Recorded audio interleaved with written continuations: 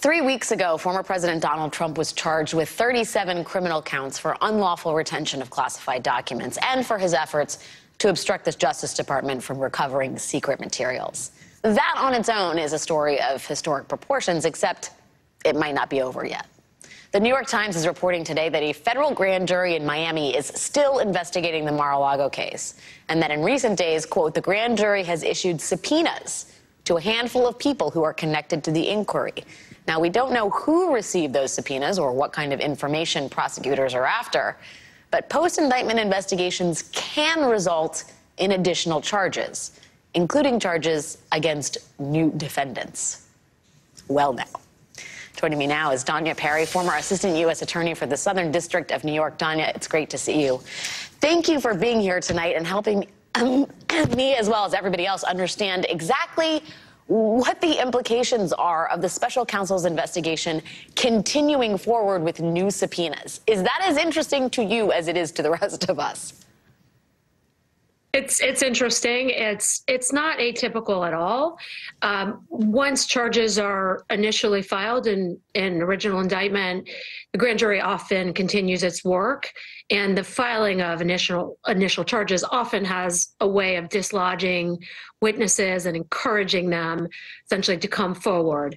And it sounds like from reporting and from my experience and from common sense, that's exactly what's happening now, that the grand jury is marching on, continuing with its work and speaking, issuing additional subpoenas and potentially hauling the witnesses in front of them. And we've heard about a big one today.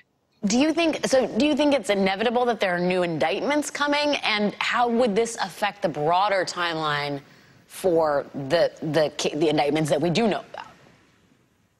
It's certainly not inevitable. In this case, from the reporting and from the nature of the subpoenas that have been issued and from what we're hearing about this witness, this top campaign official that I know we'll talk about, it does sound to me likely that there will be superseding charges.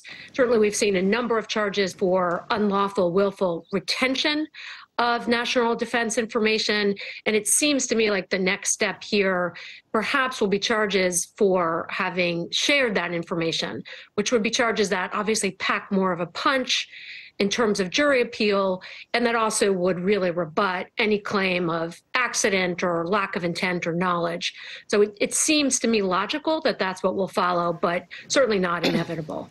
Wait, you had me at superseding indictments here. So you're suggesting that there might be more charges for Donald Trump related to dissemination? That's the charge that the special counsel did not. There was no charge for dissemination, although that Bedminster tape certainly sounds like he's disseminating classified information to people that should not be looking at it. Is that your suggestion there?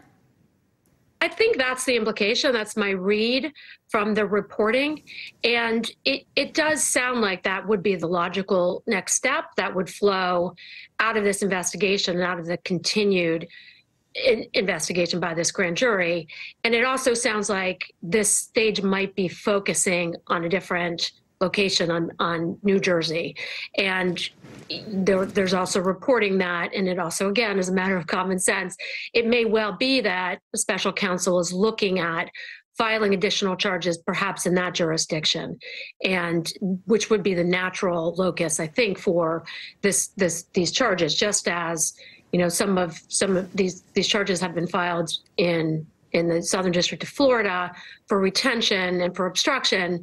If there was, in fact, dissemination in the District of New Jersey, that would be the obvious place for the filing of either additional charges or it would have to be a different indictment. So there are numerous possibilities. There could be a superseding indictment. There could be another indictment in a different district. Or there, of course, could be no additional charges at all. But it certainly sounds like from what we're hearing that the investigation continues, the grand jury is looking at it, and any investigation done by the Florida grand jury could, of course, be transferred over to New Jersey.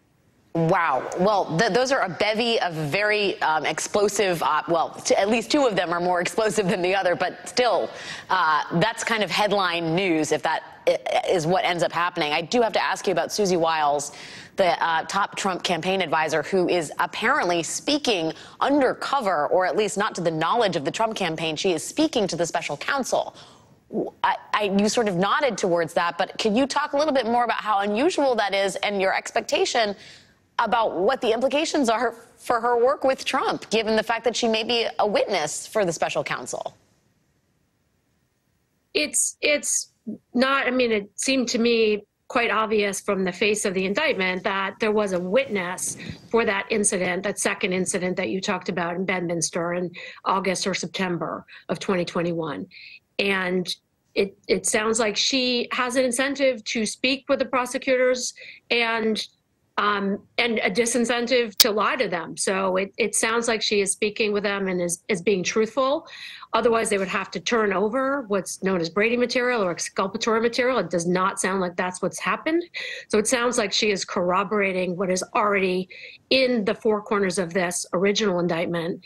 And again, I am speculating, so I don't want to make headline news. It just seems to me like a possible logical flow from what we are hearing, and certainly exactly what the special counsel would be interested in looking at.